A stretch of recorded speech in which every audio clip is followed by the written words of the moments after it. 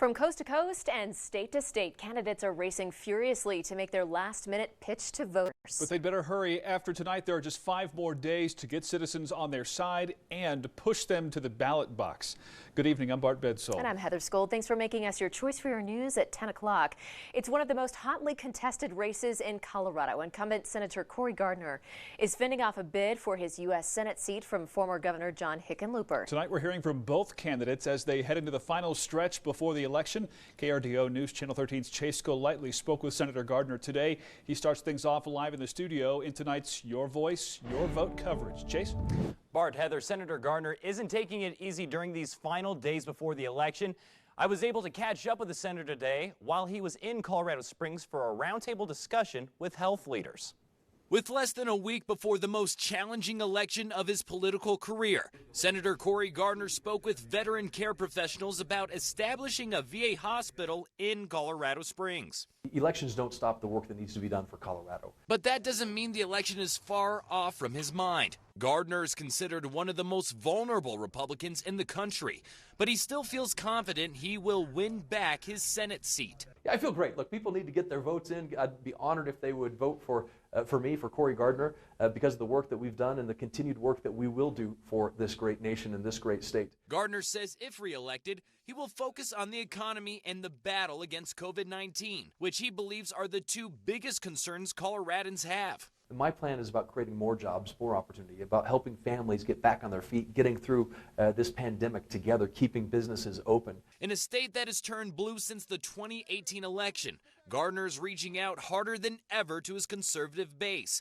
saying he's the best candidate to represent them. As for what separates him from his opponent, former Governor John Hickenlooper, he says it comes down to their view on government and the role it plays for the people. This is important. This really is a defining moment for our nation. It's whether or not we're going to have a future where government's even more aggressive in our lives, or whether we get back to letting families and our communities run our own lives and our own businesses and create more opportunities. That's what we need to do. As recently as this past week, polls across the board show Gardner behind Hickenlooper by a big margin, but the senator hopes that will change come Election Day. Reporting live in the studio, Chase Golightly, KRDO News Channel 13. All right, Chase, thank you. Gardner's Democratic challenger, former Governor John Hickenlooper, is also making a last-minute pitch to voters today. KRDO News Channel 13's Lauren Barnes listened in on 2 virtual campaign rallies tonight and is live in the newsroom with his message. Lauren. Hickenlooper is calling these virtual events Get Out the Vote rallies, hoping to push voters to the polls for continued high voter turnout in these last few days leading up to the election. We can do this. It's so close. I can taste it in my mouth.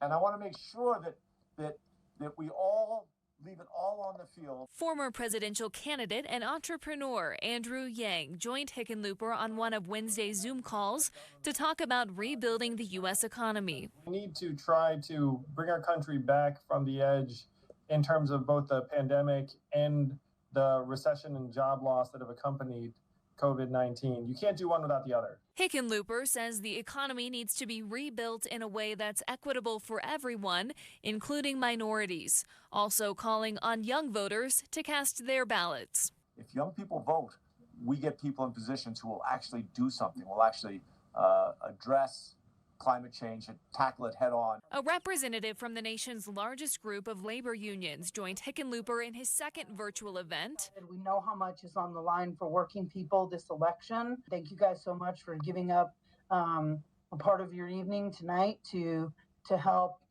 flip this Senate seat. We're really excited about it. Hickenlooper is pushing for another stimulus package as soon as possible, calling out Gardner and other Senate Republicans for stalling in Congress. Obviously we've got to get resources to working families. They've got to be able to pay their rent. They've got to be able to put food on the table. Cory Gardner in the Republican Senate is unwilling to step back and actually look at, the ways in which they can provide relief. KRDO put in a request today to speak with Hickenlooper about these issues one-on-one. His campaign declined. Live in the newsroom, Lauren Barnes, KRDO News Channel 13.